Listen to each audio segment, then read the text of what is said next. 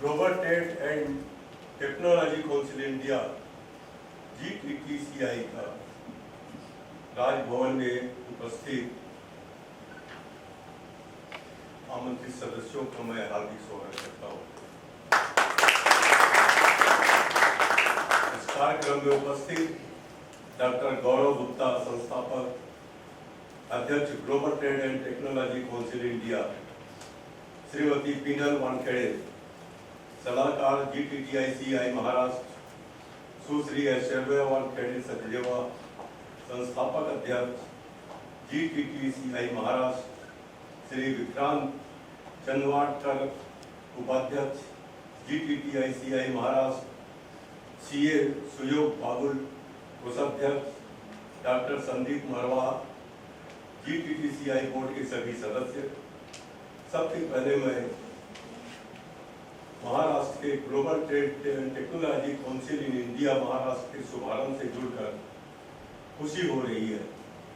महाराष्ट्र में global trade and technology council का शुभारंभ उचित समय पर हो रहा है। ब्रिटेन को पीछे छोड़कर भारत दुनिया की 5वीं सबसे बड़ी अर्थव्यवस्था बन गया है। यह वैश्विक स्थिति व्यापार और अर्थव्यवस्था के लिए अधिक अनुकूल होती है तो भारत निश्चित जर्मनी और जापान को पीछे पछाड़कर दुनिया की तीसरी सबसे बड़ी अर्थव्यवस्था भी बन जाएगा। मुझे यह जानकर खुशी हुई GTTCI भारत में शीर्ष व्यापार परिषद है जो 100 से अधिक विदेशी दूतावासों के साथ मिलकर काम कर रही है। मैं समझता हूं कि GTTCI एक मध्यस्थ के रूप में कार्य करता है जो भारतीय आयातकों, निर्यातकों और उनके विदेशी समकक्षों के बीच विवादों को सुलझाता है। महाराष्ट्र में लगभग 80 देशों के वाणिज्य दूतावास और मानक वाणिज्य दूतावास हैं। GTTCI को मुंबई के सभी वाणिज्य दूतावासों और इंडो अमेरिकन चैम्बर, इंडो अरब सोसाइटी, यूरोपियन यूनियन चैम्बर जैसे व्यापार संगठन तक पहुंचना चाहिए।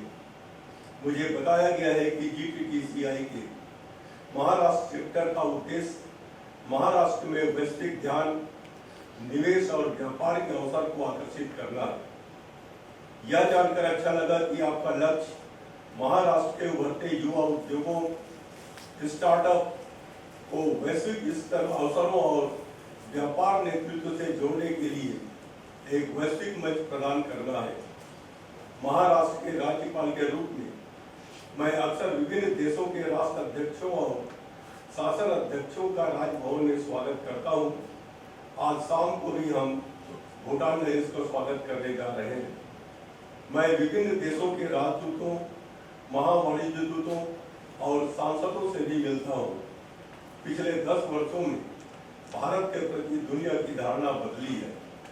आज सभी देश भारत को उभरती महाशक्ति के रूप में देखते हैं। हाल ही में दक्षिण अमेरिका के सबसे बड़े देश के राजदूत ने मुझसे बताया कि उनके देश को भारत के महत्व का एहसास हाल ही में हुआ है। अब वे कई तरीकों से भारत से जुड़ने के इच्छुक हैं।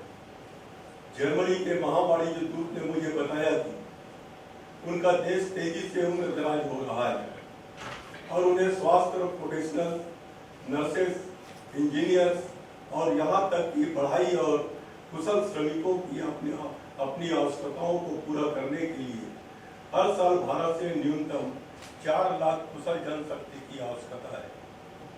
सबसे युवा राष्ट्र के रूप में भारत को अपने लोगों को कुशल बनाकर इस अवसर पर आगे बढ़ाना होगा।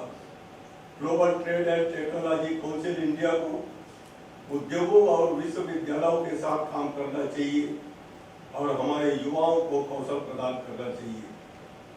महाराष्ट्र IT, कृषि, स्वास्थ्य, शिक्षा, कपड़ा, ऑटोमोबाइल, बुनियादी ढांचे, रत्न और आभूषण, फार्मास्यूटिकल उद्योग, फिल्म उद्योग, समाचार और मनोरंजन, यात्रा और पर्यटन आदि में अग्रणी राज्य है।